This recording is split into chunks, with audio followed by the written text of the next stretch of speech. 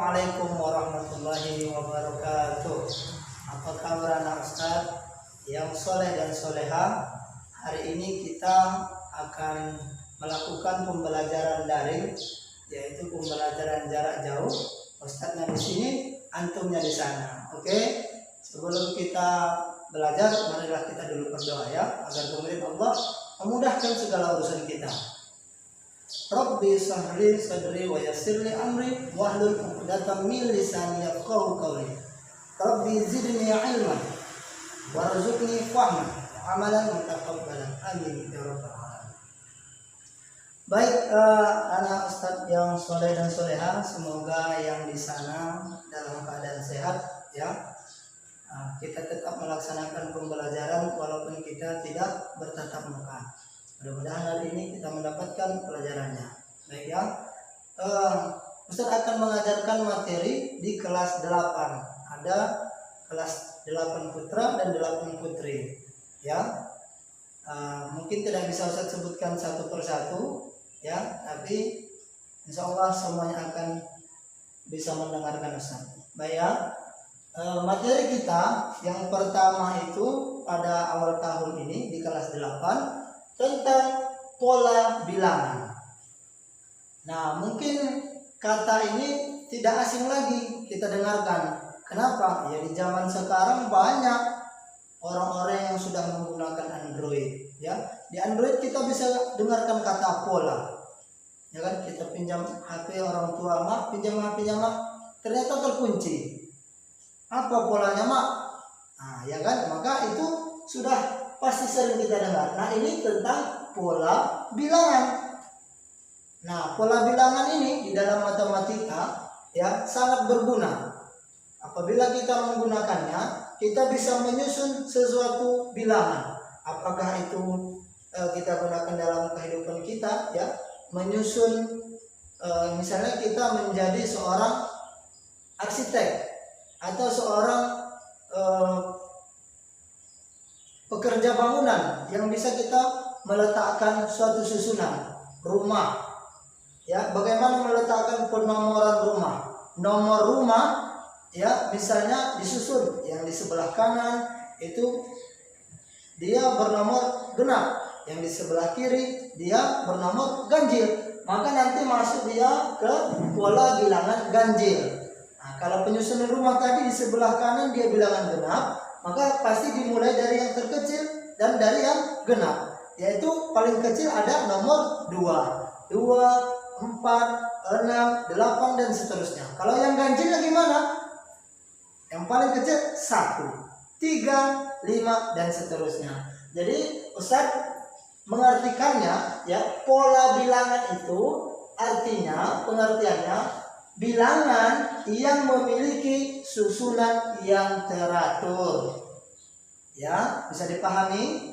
Nah, Ustaz ulangi, pengertiannya bilangan yang memiliki susunan yang teratur. Apakah itu teraturnya berdasarkan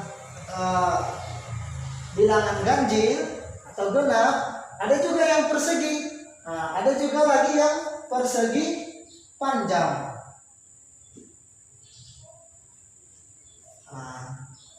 Ya, Ustaz kasih contoh juga biar mungkin bisa lebih memahami bagaimana pola itu. Ustaz punya alat peraga, ini adalah lingkaran. Kita umpamakan ini adalah kue. Ya, kue ini kalau kita ulang tahun biasanya dikasih oleh orang tua, ya kan? Pasti nanti dipotong dia seperempatnya, ya kan? Nah,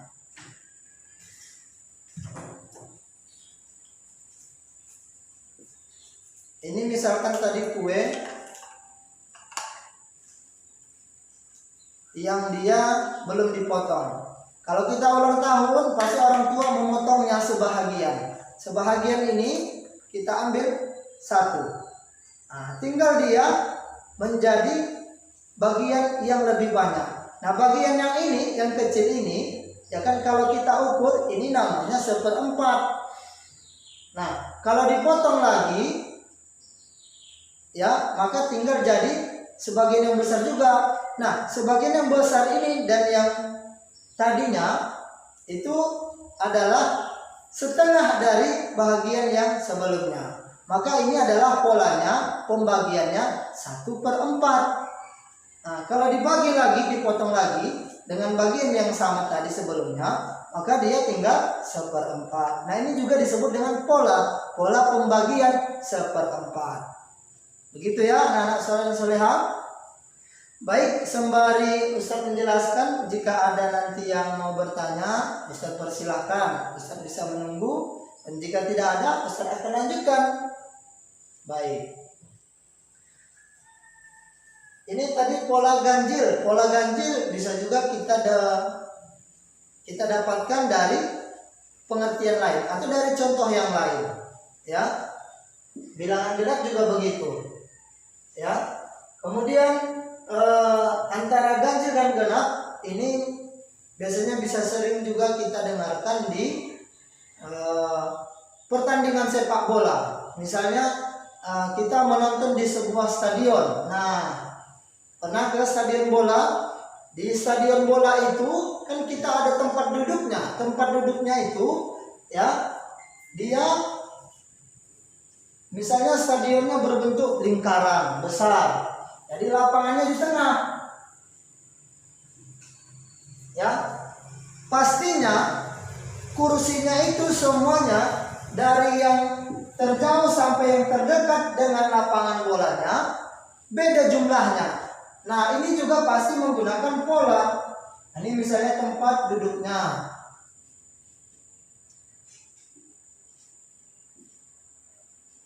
Ya, misalnya tempat duduknya. Nah, jumlah yang di dekat dengan lapangan bola pasti lebih sedikit. Nah, sedangkan yang di atasnya pasti nanti jadi lebih banyak.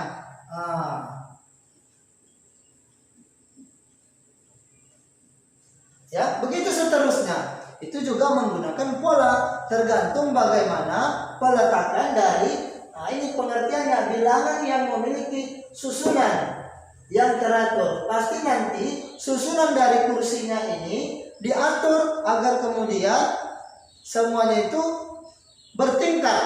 Nah, kalau misalnya jumlah yang di dekat atau yang paling dekat dengan ini biasanya disebut dengan kursi VIP atau juga VVIP. Ya, apa artinya? Nanti kita tanya ya tentang bahasa Inggris begitu.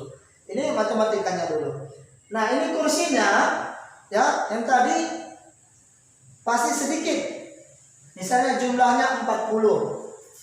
Nah, di VVIP. Nah, ya. Kemudian di atasnya misalnya berjumlah 60. Ini VIP. Nah, terus yang di atasnya lagi pastinya berjumlah 80. Ini kursi umum. Ya. Nah, kalau kita tebak yang di atasnya lagi ya, itu kira-kira berapa jumlah kursinya? Pastinya kalau kita melihat jumlah dari kursi VIP ke VIP ini berselisih 20. Dan berjumlah yang ke umumnya dari VIP ke umum ini 60 dan 80 itu selisihnya 20. Oh, dari sini bisa kita ambil kesimpulan atau kita menarik kesimpulannya ya. Perbedaan jumlah kursi antara yang VVIP ke VIP dan juga ke umum semuanya 20. Nah, pastinya nanti ke atasnya lagi berjumlah 100. Kenapa 100? Karena selisihnya tadi sudah 20. Ya. Bagaimana? Ada yang mau ditanya sama Ustaz? Oke, baik ya. Jika tidak ada, Ustaz lanjutkan saja. Ya. Ini akan Ustaz hapus yang contohnya di sini ya. Ustaz lanjutkan contoh yang berikutnya. Oke, ini pola itu sebenarnya banyak ya. Ada dia berbentuk ruangan, ada dia pola berbentuk bidang datar, ada juga berbentuk gambar, dan banyak lain sebagainya. Kita ya, bilangan persegi.